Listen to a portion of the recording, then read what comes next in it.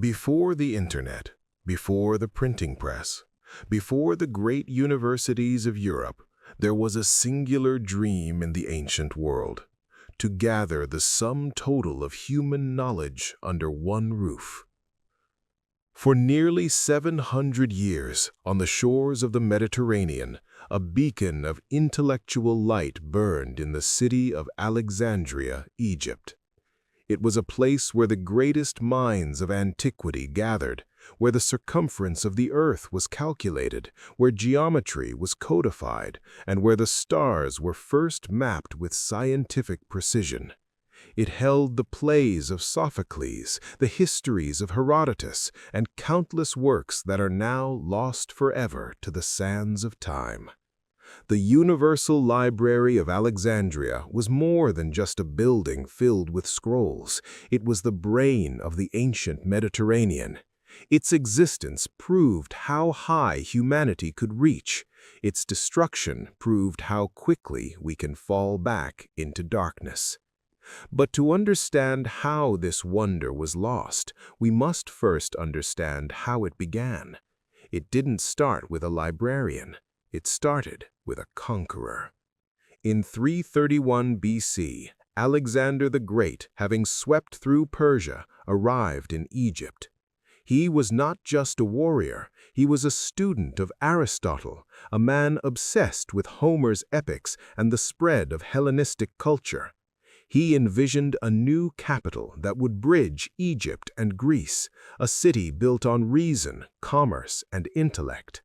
He chose a strip of land between Lake Mareotis and the sea, sketching the outline of the city grid in grain scattered on the ground before continuing his conquests.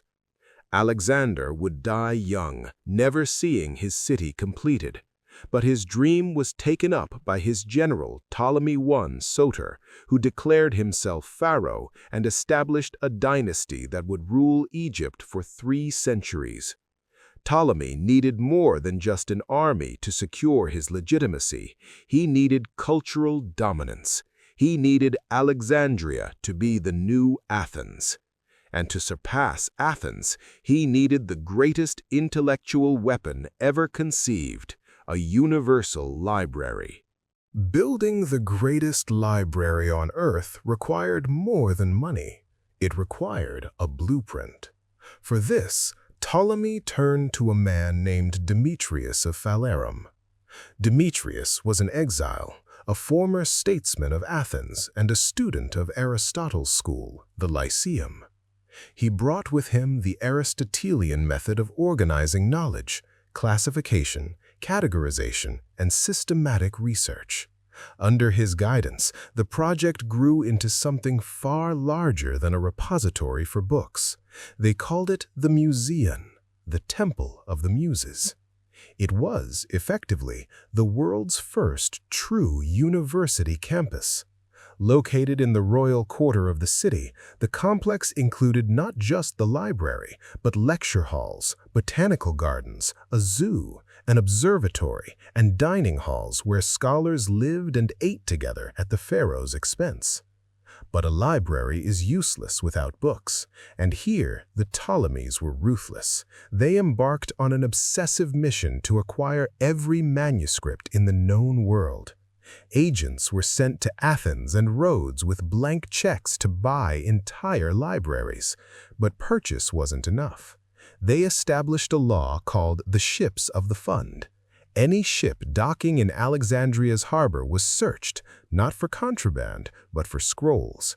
If any were found, they were confiscated, taken to the library, and copied by an army of scribes. The library kept the originals. The ships were given back the copies. Through theft, purchase, and copying, the shelves began to groan under the weight of hundreds of thousands of papyrus scrolls. The world was being catalogued, one scroll at a time. The result of this hoarding of knowledge was an explosion of discovery that would not be rivaled until the Renaissance, over 1,500 years later. The library became the engine of the Hellenistic world.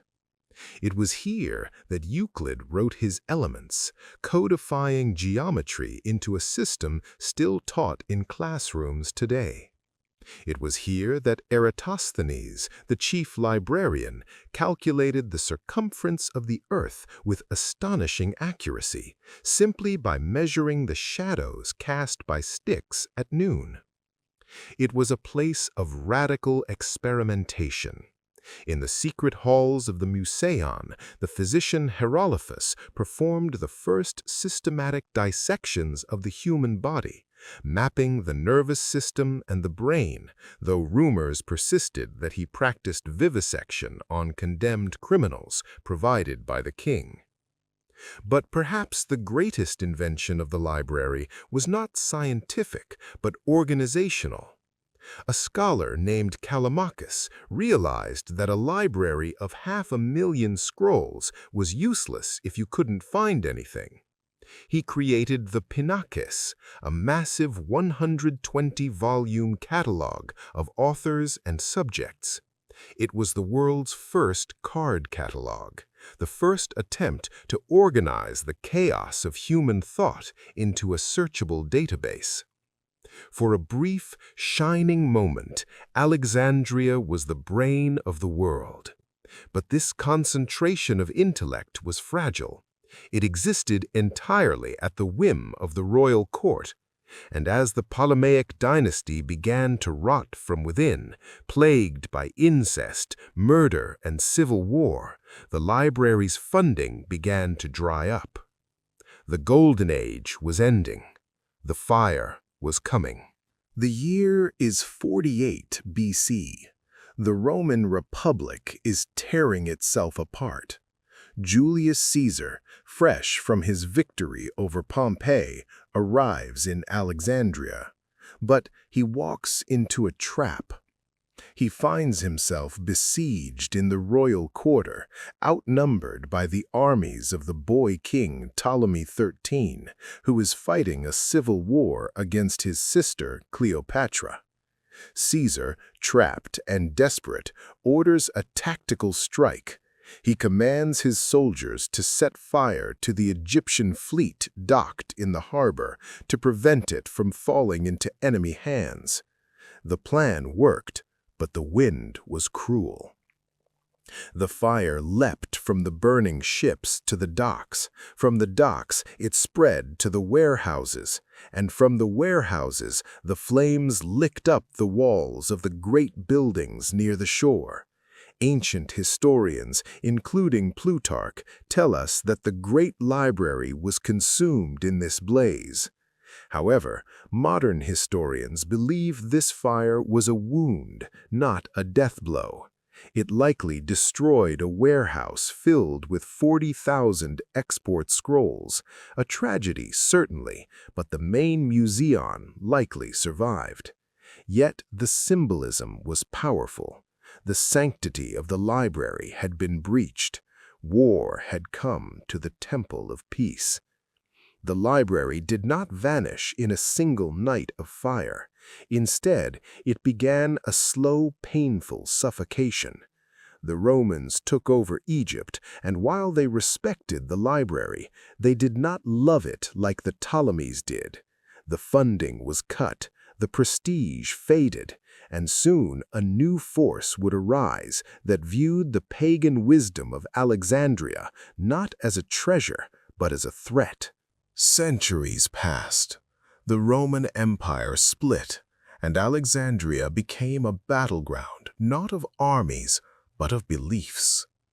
By the 4th century AD, the great museon was a shadow of its former self. But the spirit of inquiry lived on in the Serapeum, a smaller sister library that still held thousands of scrolls. And it lived on in one woman, Hypatia. Hypatia was the daughter of Theon, the last head of the museon.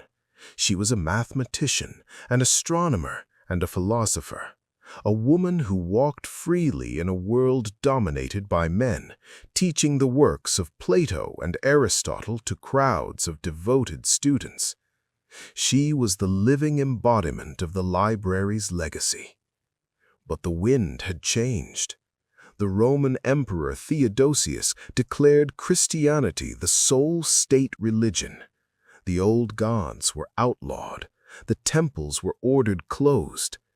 In 391 AD, the bishop Theophilus led a mob to the Serapeum. They weren't there to read. They were there to cleanse the city of paganism. They smashed the statues, battered down the doors, and, according to some accounts, burned the remaining books. The Temple of Knowledge became a ruin. Hypatia survived the burning of the Serapeum, but she could not survive the rising tide of intolerance. In 415 AD, caught in a political feud between the imperial prefect and the new bishop Cyril, she was dragged from her chariot by a fanatical mob. They took her to a church, stripped her, and murdered her with roof tiles. Her body was burned. With Hypatia died the last true spark of the Alexandrian intellectual tradition. The library didn't just fall because of a fire. It fell because the world no longer valued what was inside it. There is one final legend regarding the destruction of the library. In 642 AD, the army of Muslims under Amr ibn al-As conquered Alexandria. The story goes that the Caliph Omar was asked what to do with the books.